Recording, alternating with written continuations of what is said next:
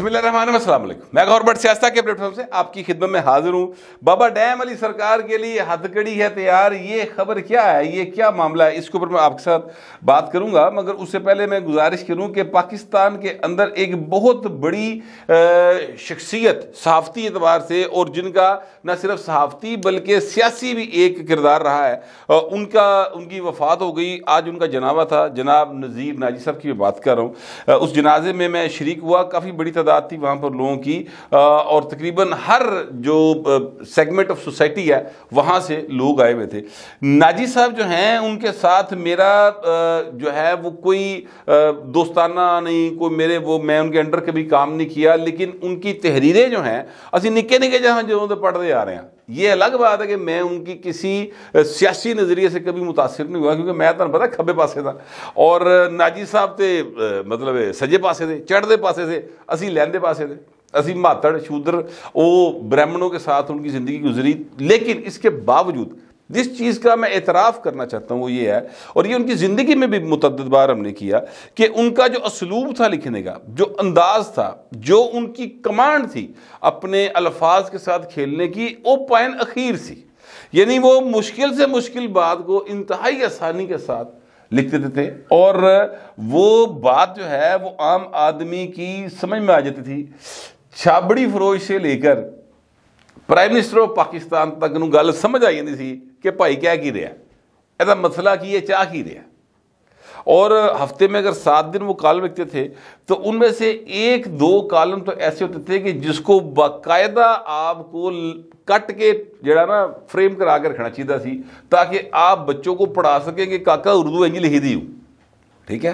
اتنی زبردست ان کی گرپ تھی اپنے جس بھی موضوع پہ وہ لکھتے تھے، اور بڑا سمجھداری کے ساتھ وہ بات کیا کرتے تھے۔ بہت سارے لوگ ان کی بہت ساری باتوں سے اختلاف کرتے ہیں، بہت سارے ان کے سیاسی کردار کے معترض، بہت سارے وہ سمجھتے کہ جناب انہوں نے ضیاء الحق کا ساتھ دیتا، یہ ماشاء اللہ کے ساتھ رہے، یہ پریم شرم نہ مل گئے، یہ نواز شریف کے ساتھ تھے۔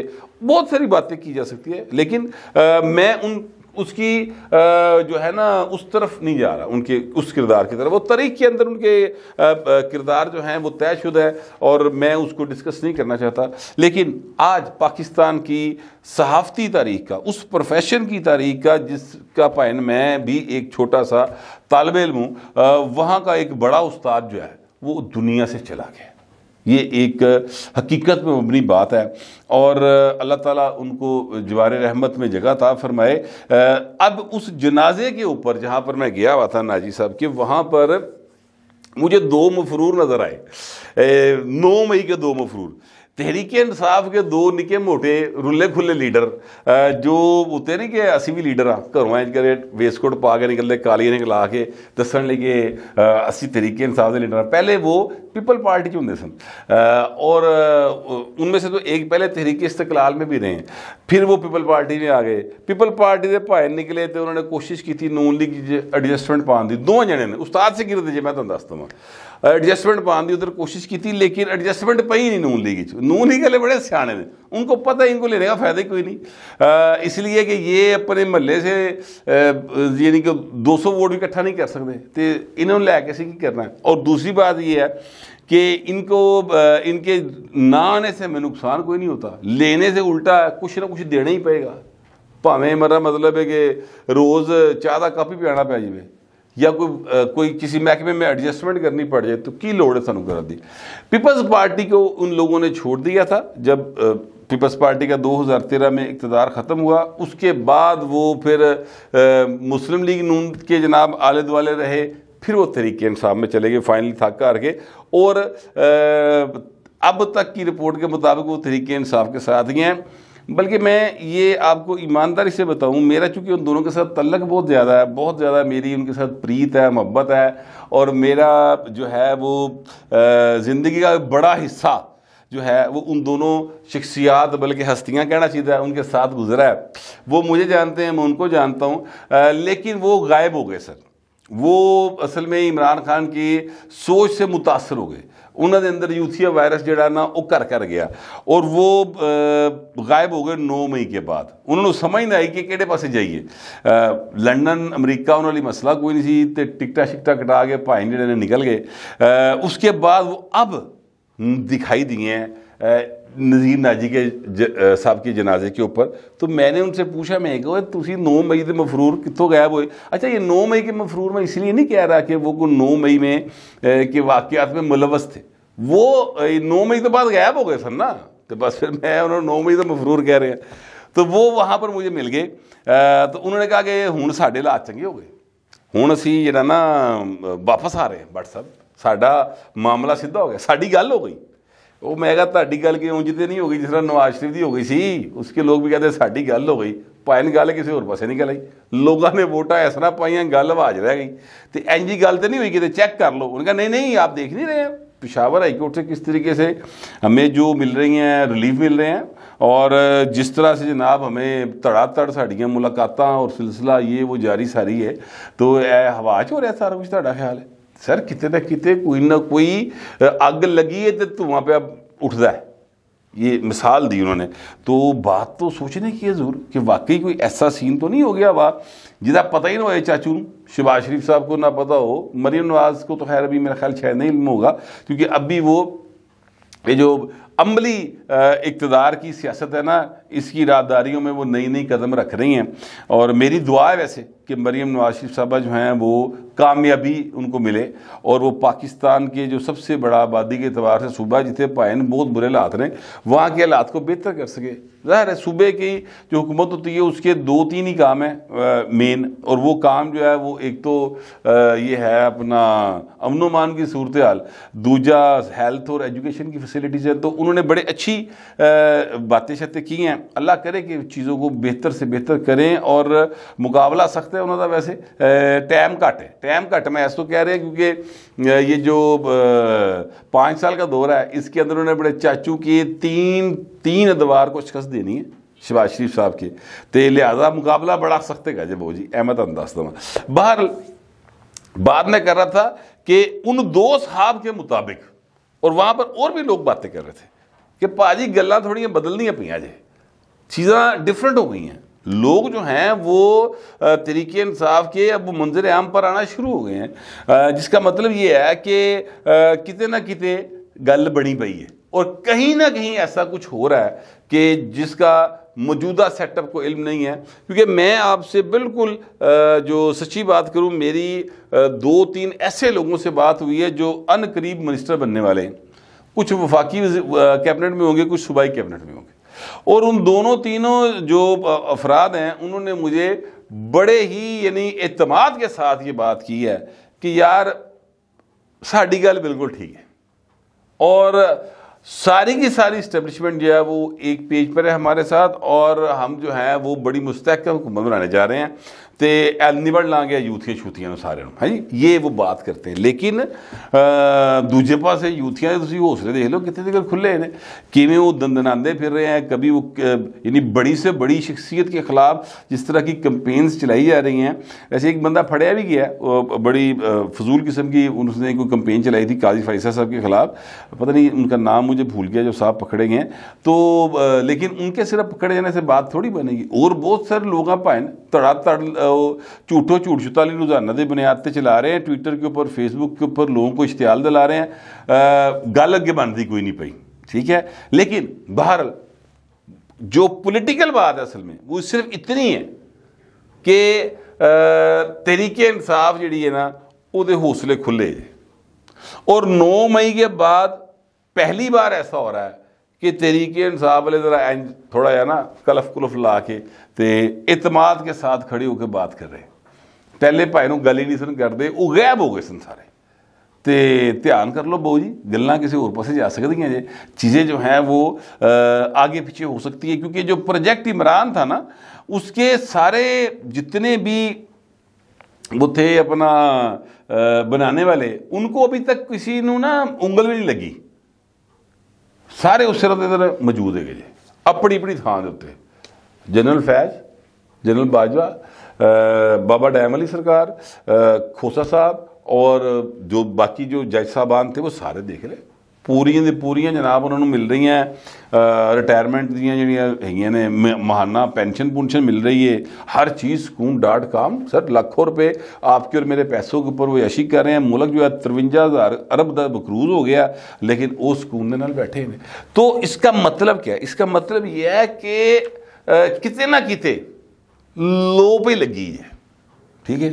और मतलब माड़ी माड़ी ना किते इफेक्टिवनेस है या नहीं है, एक्टिवनेस ज़रूर है, लोग एक्टिव ज़रूर हैं, लेकिन पानी ने नीवी था मार करना होता बहू जी। और एक फैसला आया, और फैसला जो है वो ये है सुप्रीम कोर्ट ऑफ पाकिस्तान का, और फैसला जो है वो 5 रुकनी बेंच का है, 4-1 के तनासब से वो फैसला आया, जिसमें ये कहा गया है कि जनाब जो भी जज साहबान सुप्रीम कोर्ट के या हाई कोर्ट्स के जिनके खिलाफ आर्टिकल 209 के तहत कार्रवाई सुप्रीम जुडिशल काउंसिल में शुरू हो चुकी है, अगर वो रिटायर हो जाएं या वो यानी इस्तीफा दे जाएं, दोनों सूरतों में उनके खिलाफ कार्रवाई जारी रखी जा सकती है।